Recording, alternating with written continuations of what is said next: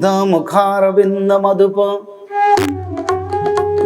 स्थैलक्यमौली स्थली निपत्य चित्त नीलरत्नमवनी धरावतारन्तकः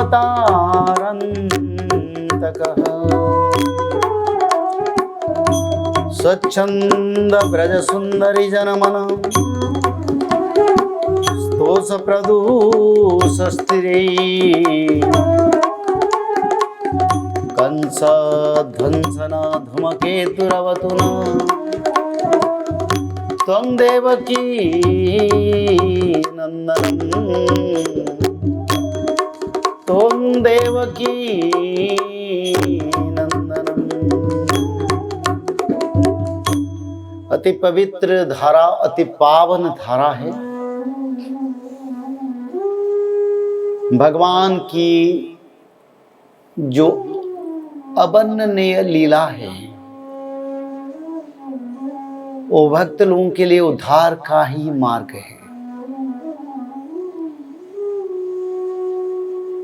और समय ऐसा आया जिस समय भगवान गुजर गए, यानी भगवान अपना स्वधाम को चल गए। ऋषि मुनियों ने सूत मुनि को पूछे, बोले अभी जो समय चल रहा है घोर कली का समय, तो क्या करें? सूत मुनि ने बोले बड़ा यज्ञ का अनुष्ठान करना जरूरी है। शास्त्र के अनुसार यज्ञ का क्या जरूरी है? अभी तो कलियुग के, इसके कारण यज्ञ अनुष्ठान भी नहीं होता है। हाँ, ज्यादातर बहुत स्थान पर भी यज्ञ अनुष्ठान होता है, पर यज्ञ अनुष्ठान का जो नियम उसको पालन करना चाहिए। जब सत्य त्रेता द्वापर पंच महायज्ञ हर घर में हर दिन ब्राह्मण मुहूर्त पर यज्ञ अनुष्ठान हो रहा था, और यज्ञ ने अग्निदेव संतुष्ट होने के बाद मनुष्य लोगों को सुंदर सुशीतल अमृत वर्षा की धारा प्रदान करते थे, और सुवृष्टि हो रहा था। सुवृष्टि के कारण मानव सभ्यता से सुख, शांति, समृद्धि सभी आनंदित थे। भला मानव इस समय यज्ञ नहीं कर रहा है, पर मैं आप लोगों को निवेदन करता हूं, जो लोग ये कथा सुनते हैं, सभी लोग आप ब्राह्मण मुहूर्त से अपने बिस्तर छोड़े, क्योंकि ब्राह्मण मुहूर्त यानी ब्रह्म को भजन करने का समय है। ब्रह्म कौन है? ब्रह्म हमारा पिता है, ब्रह्म हमारा माता है, ब्रह्म हमारा रखवाला है, ब्रह्म हमारा सुख, शांति, सभी तत्वों का प्रदायक है। जिस समय देवता लोग भगवान को भजन करते हैं, जिस लोग यक्ष गंधर्व लोग भगवान को भजन करते हैं, जिस समय 10 दिक्पाल, अष्टवसु, सप्त ऋषि भगवान को भजन करते हैं, जिस समय ब्रह्मदेव भगवान को भजन करते हैं, जिस समय शंकर भगवान को भजन करते हैं, जिस समय अष्ट दुर्गा माता अनंत कोटि ब्रह्मांड के प्रभु को भजन करते हैं, भक्ति करते हैं, वो समय को भला मानव कैसे मानव छोड़ जाए? ये मानव के लिए अच्छा नहीं। समय बदलने के साथ हमको भी बदलना पड़ेगा, और ये समय है हम लोगों को धर्म की ओर जाना है, और धर्म ही हमारा रखवाला है। आज से 3 साल पहले हमारे स्थिति क्या था हमको जानकारी है। सारे विश्व की मानव सभ्यता इसके लिए संपूर्ण अवगत है, पर इसका कारण क्या है? जब देवी माताओं ने क्रोध आता है। जब देवताओं से क्रोध आता है तब पंचभूत क्रूर हो जाता है और न जाने अनजाने क्या क्या संसार के मनुष्य लोगों को दुखदायक बन जाता है। एक सुंदर संसार दुख जराग्रस्त व्याधिग्रस्त बीमारीग्रस्त संसार बन जाता है। ये समय को हमको परखना जरूरी है। तो सभी मानव ब्राह्म्य मुहूर्त पर उठे, जितना भी कार्य है सब हो जाए, पर उसी समय भगवान नाम का भजन करे, कृष्ण नाम का भजन करे। हाँ, एक बात मैं कहना चाहता हूं, ये अमूल्य तत्व है शास्त्रों का, भगवत गीता के तत्व, भागवत महापुराण के तत्व, श्रीमद् महाभारत के अष्टादश पुराण का ये महातत्व है। संसार में सभी देवता का भजन हम कर सकते हैं, पर भगवान विष्णु के भजन, कृष्ण के भजन, जगन्नाथ के भजन, राम के भजन करना जरूरी है। इसका अर्थ अच्छी तरह से आप लोग समझे। संसार में 33 करोड़ देवता है और सभी देवताओं को भगवान ने सृष्टि की है। कोई अंग से, कोई भुजा से, कोई उरु से, कोई पाद से, कोई सर से, कोई आंखों से, कोई मुख से। ब्रह्मांड के सभी देवता का सृष्टि भगवान महाविष्णु आदि ब्रह्म सनातन से हुए और सभी देवता ब्राह्म्य मुहूर्त में जब भगवान को स्तुति करते हैं। हम तो अकिंचन मानव है, अनाथ मानव है, यानी जीव चक्र बंधन से मुक्ति के लिए और संसार की जो पवित्र तत्व से अपने आप को पवित्र बनाने के लिए और सबसे बड़ा लक्ष्य है ये जीवन को परित्राण करने के लिए। ये जो शरीर एक उद्धार का शरीर है, ये शरीर हमको कहां से मिला है? ये शरीर का तत्व कहां से आया है? जल तत्व, अग्नि तत्व, भूमि तत्व, आकाश तत्व, जल तत्व, वायु तत्व, अग्नि तत्व, भूमि तत्व, आकाश तत्व, ये पंच तत्व कहां से उत्पत्ति हुए हैं? आदि विष्णु सनातन ने पंचभूत को धरती का संतुलन के लिए प्रयत्न के साथ जीव जगत, मानव जगत का कल्याण के लिए स्थापन किए। भगवान ने पवन देव को 49 खंड बना दिया। कारण क्या था? कारण यही था, मानव लोग एक साथ अगर 49 पवन बहे तो किसी का घर, परिवार, मनुष्य, जीव जगत, वृक्ष जगत सब आसमान से कहां चले जाएंगे, कहां तैरेंगे, कोई आसमान अंतरिक्ष को चले जाएंगे, इसको बताना मुश्किल है।